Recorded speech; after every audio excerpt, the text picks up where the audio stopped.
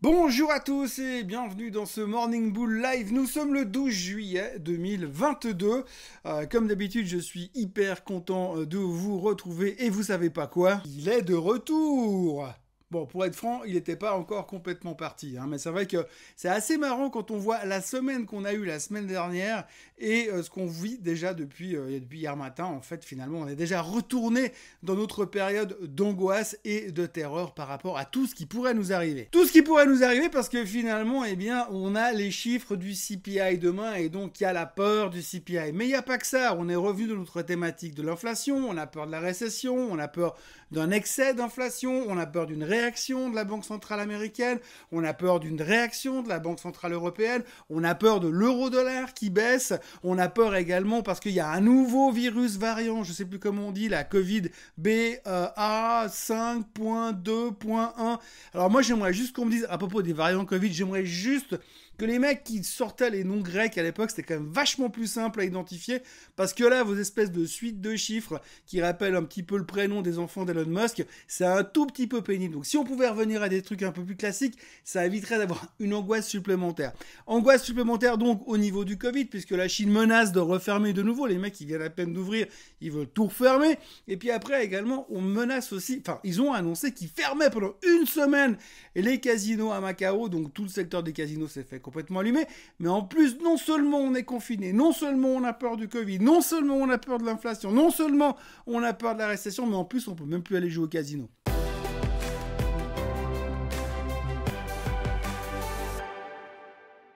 Donc voilà, journée bien pourrie sur les marchés financiers hier.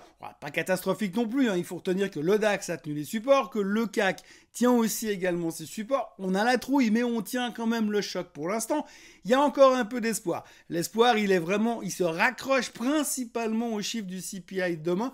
Qui sait si on avait une bonne surprise ? Qui sait si on avait de mauvaises surprises ? C'est vrai qu'aujourd'hui, on est vraiment dans 3-4 figures potentielles. Soit on match les attentes des analystes, qui arrive à peu près jamais, soit on est nettement au-dessus, là au cas où on est vraiment au-dessus, il y a un analyste qui parlait hier matin en disant si ça se produit puis qu'on a vraiment un taux d'inflation au-delà de 10% de CPI, hein, CPI au-dessus de 10%, on attend 8,8 demain, mais 10% de CPI voudrait dire 1% de hausse sur les taux d'intérêt directeurs de la Fed.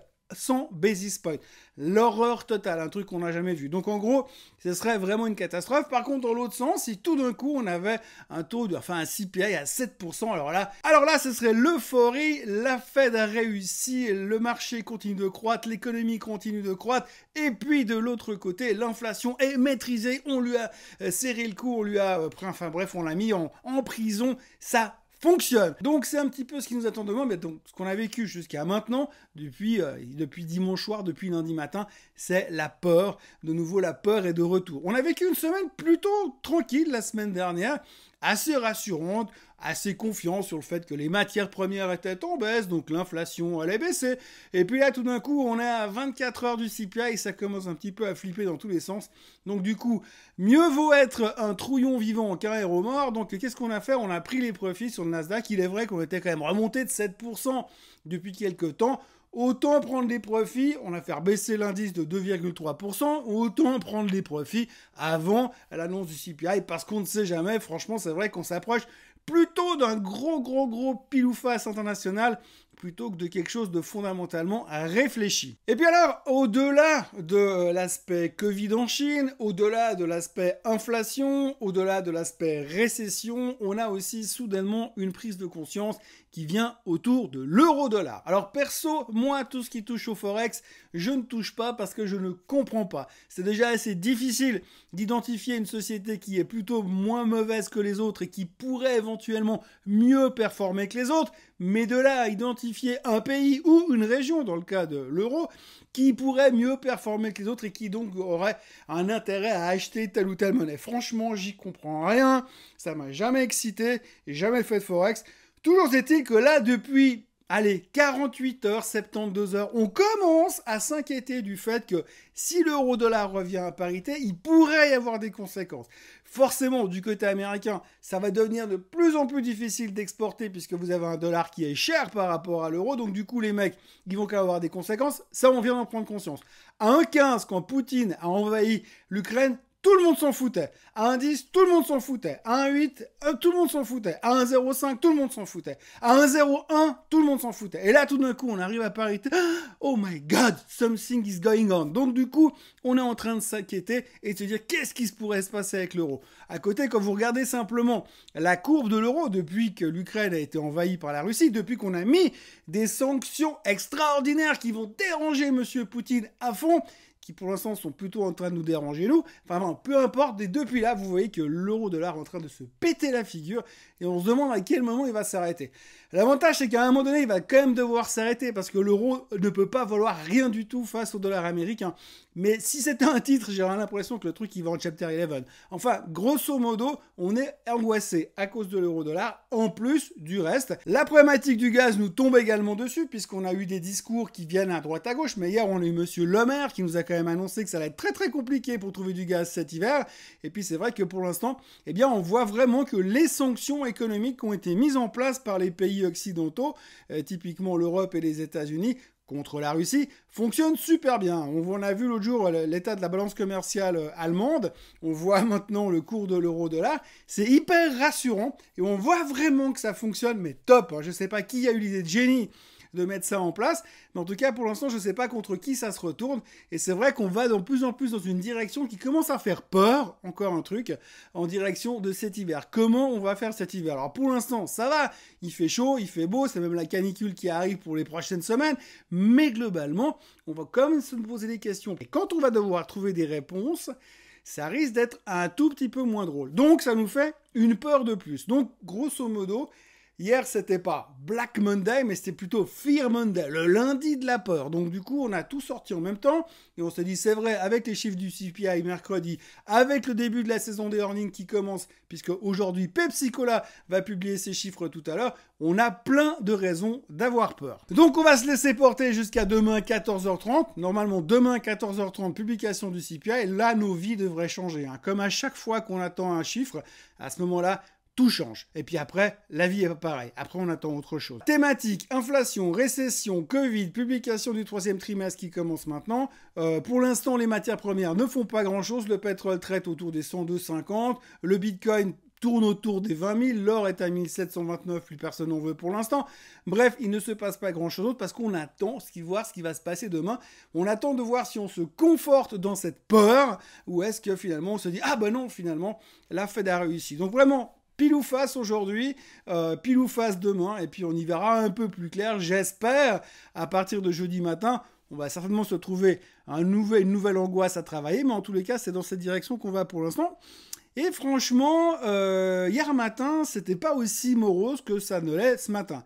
D'où la couleur du t-shirt. Pour résumer, ce matin et hier, nous étions en mode trouille. Pour l'instant, les futurs sont toujours dans le rouge et ça n'augure rien de bon pour la journée à venir. Pour le reste, après, on parle pas de grand-chose. On annonce quand même que Twitter, ça continue, c'est le sketch de Twitter. On a Elon Musk qui se fout de la tronche de Twitter sur Twitter, justement. On a Twitter qui hurle à la mort. On n'a pas fini de parler du sujet, mais c'est vrai qu'en ce matin, il y a également un article dans le Barron's où le journal estime que Twitter a bien d'autres soucis que le non-takeover de Monsieur Elon Musk, puisqu'il va devoir commencer à regarder aussi les recettes de la publicité digitale.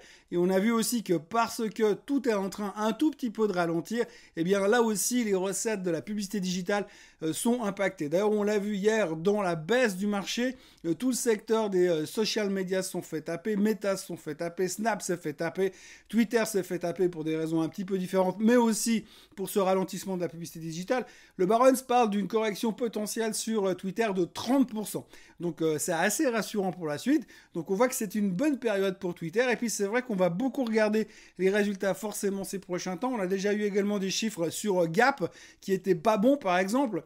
C'est quelque chose qui va venir beaucoup en avant ces prochains temps. C'est le comportement du consommateur. On a vu les chiffres de Gap qui étaient merdiques hier, il n'y a pas d'autre terme. Et du coup, le CEO s'en va. La CEO quitte la boîte.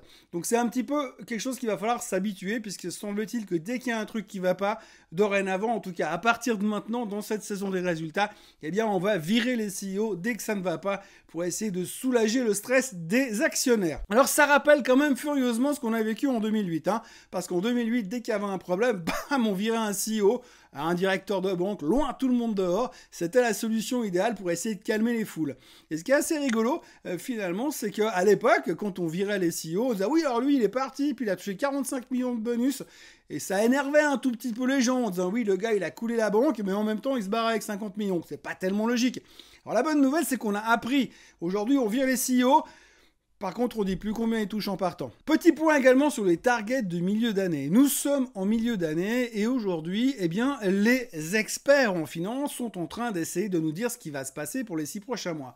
On a déjà discuté du sujet qu'on parle quand même globalement qu'on va trouver, qu'on espère trouver un bottom entre maintenant et la fin du mois de septembre. Donc du coup, les banques d'affaires, qu'est-ce qu'elles font? Elles commencent à sortir pour donner leur target pour la fin d'année. Comme ils ont été super bons jusqu'à maintenant, eh bien, ils vont essayer d'être encore meilleurs pour les 6 prochains mois. Donc, du coup, on a commencé à avoir quelques recommandations, quelques objectifs ajustés pour le S&P 500 pour la fin de l'année. Et vous allez le voir, c'est assez rigolo. Citibank voit 4200 sur le S&P 500. Oppenheim voit 4800 sur le S&P 500. Le Crédit Suisse pense qu'on sera à 4300. Morgan Stanley, qui est quand même le plus gros trouillard et le plus gros prudent du moment, envisage 3400. Et puis Wells Fargo envisage qu'on reste exactement là où on est. Donc en gros, on voit que les banques d'affaires sont en train de nous sortir des objectifs et puis que globalement, quand on fait la moyenne de tout ça, parce qu'ils ont chacun des idées différentes, mais quand on fait la moyenne de tout ça, on devrait se retrouver plus ou moins là où on est aujourd'hui. Alors ce qui est rigolo, c'est qu'effectivement, on a vu dans les médias ces derniers jours qu'il y avait pas mal de gens qui attendaient avec impatience ces targets, mais je rappelle que les mecs, ils sont faux depuis 6 mois. Je dis pas que moi je suis juste, hein. Je dis simplement que depuis 6 mois, tout le monde est complètement faux sur ce qui se passe sur les marchés. Mais là, par contre, on sent bien qu'on va être juste cette fois. C'est un peu comme la Fed, hein. La Fed, ils se sont complètement vautrés sur la vision sur l'inflation à la fin de l'année, mais aujourd'hui, on est confiant qu'ils savent ce qu'ils font pour les 6 prochains mois. Moi, je suis pas monstre rassuré. Et comme je suis pas monstre rassuré, ben, je me dis que finalement, on a encore peut-être un sell-off à venir. Je reviens toujours dans mon cycle de l'investisseur. On n'a peut-être pas vu complètement la panique finale et on n'a peut-être pas vu complètement, on n'est peut-être pas encore rentré dans cette phase de colère contre le gouvernement qui n'a pas fait ce qu'il fallait et puis qu'on n'est pas encore en phase de reconstruction pour la suite des événements. Voilà, c'est tout ce qu'on pouvait dire pour ce Morning Bull Live du 12 juillet 2022. Nous sommes en plein été, il fait très très chaud, alors essayez de profiter quand même de la météo assez agréable du moment. Nous, on se retrouve comme d'habitude demain matin pour un nouveau Morning Bull Live, parce que même si je suis à moitié en vacances, à moitié là et à moitié pas là, je suis quand même là tous les matins avec vous. N'oubliez donc pas de vous abonner à la chaîne Swissquote en français. Et puis, on approche gentiment des 20 000. Alors, je vous rappelle qu'à 25 000, je suis censé me raser la tête, me couper les cheveux. Donc ça serait bien que vous accélériez un peu le mouvement parce que j'en ai ras-le-bol, je sais plus comment faire avec ces cheveux qui deviennent de plus en plus longs. Donc n'oubliez pas, à 25 000, eh bien je vais me raser la tête. Mis à part ça, n'oubliez pas de liker cette vidéo. N'oubliez pas de revenir demain. Et franchement, vous êtes tous les jours de plus en plus nombreux et j'apprécie énormément que vous appréciez et j'apprécie énormément de vous revoir tous les jours. Allez, passez une très très bonne journée. On se voit demain matin. Bye bye.